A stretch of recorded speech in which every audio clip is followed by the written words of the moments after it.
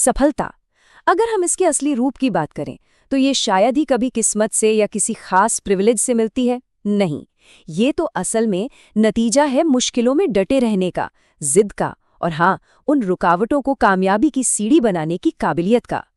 तो जेसन नवलो की एक किताब है थ्राइव, 30 प्रेरणादायक रैग्स टू रिचेस स्टोरीज। और देखिए, ये सिर्फ कहानियों का कलेक्शन नहीं है, इसे आप एक तरह का रोड मैप समझ सकते हैं उन लोगों के लिए जो अपनी महानता का रास्ता खुद बनाना चाहते हैं।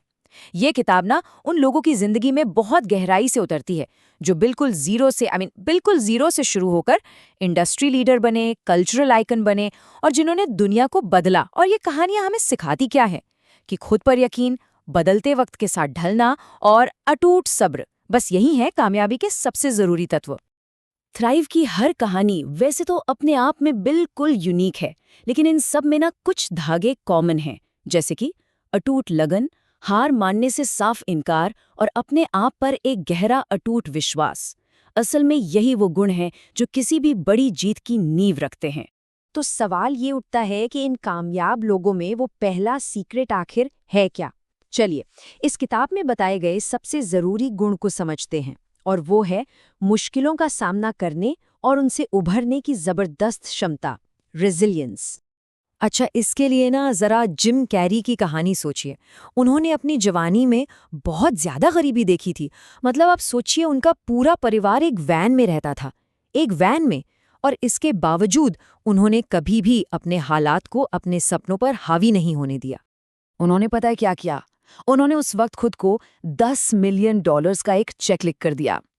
अब ये सिर्फ एक कागज का टुकड़ा नहीं था, नहीं, ये उस कामयाबी का विजन था जिसे वो एक दिन हकीकत में बदलने वाले थे। और कुछ ऐसी ही कहानी आपको सिल्वेस्टर स्टेलोन की भी मिलेगी। वो पैसों की तंगी से जूझ रहे थे, उन्हें बार बार रिजेक्ट किया जा रहा था, लेकिन उन्होंने हार नहीं मानी। उन्हें अपनी लिखी हुई स्क्रिप्ट रॉकी पर इतना ज्यादा यकीन था कि उन्होंने बड़े बड़े ऑफर्स तक ठुकरा दिए, सिर्फ इसीलिए कि फिल्म में हीरो का रोल वो खुद कर सके। और देखिए, उनकी इसी जिद ने सिनेमा की सबसे यादगार फिल्मों में से एक को जन्म दिया। तो इन कहानियों से हमें एक बहुत ही कीमती सबक मिलता है, वो ये कि आज की मुश्किलें कभी भी आने वाले कल की संभावनाओं को तय नहीं कर सकती, कभी नहीं। चलिए, अब दूसरे गुण पर आते हैं। जब आप थ्राइव पढ़ते हैं ना, तो एक कमाल का पैटर्न सामने आता है, और वो है आपकी सोच और आपके खुद पर यकीन की ताकत, द पावर ऑफ माइंडसेट। देखिए, जो लोग कामयाब हुए, जरूरी नहीं कि वो सबसे टैलेंटेड थे, नहीं, लेकिन एक बात पक्की थी, उन्होंने रिजेक्शन को अपनी पहचान बनने से साफ इनकार कर दिया। बार बार गिरने के बाद भी उठ खड़े होने के लिए खुद पर यकीन होना सबसे ज्यादा जरूरी है। अली बाबा के फाउंडर जैक मा को ही ले लीजिए। उन्होंने हार्वर्ड में सोचिए 10 बार अप्लाई किया और हर बार उन्हें रिजेक्ट कर दिया गया। हद तो तब हो गई जब उन्होंने KFC में नौकरी के लिए अप्लाई किया। वो अकेले इंसान थे जिसे नौकरी नहीं मिली, जबकि बाकी सबको रख लिया गया था। अब ऐसी सिचुएशन में कोई भी हार मान लेता, राइट? पर जैक मा ने यकीन किया कि वो किसी बड़ी चीज के लिए बने हैं, और इसी यकीन ने उन्हें ई-कॉमर्स की दुनिया में क्रांति लाने की हिम्मत दी। एक और बेहतरीन मिसाल है विन डीजल की। उन्हें हॉलीवुड में रोल पाने के लिए बहुत स्ट्रगल करना पड़ रहा था। तो उन्होंने क्या किया?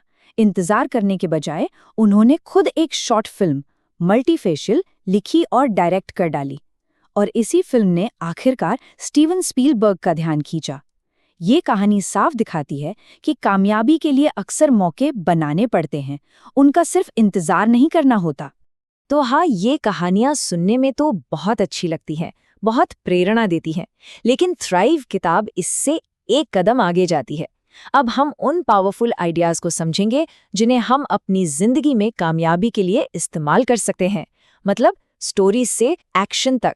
तो पहला सबक क्या है? असफलता एक सीढ़ी है।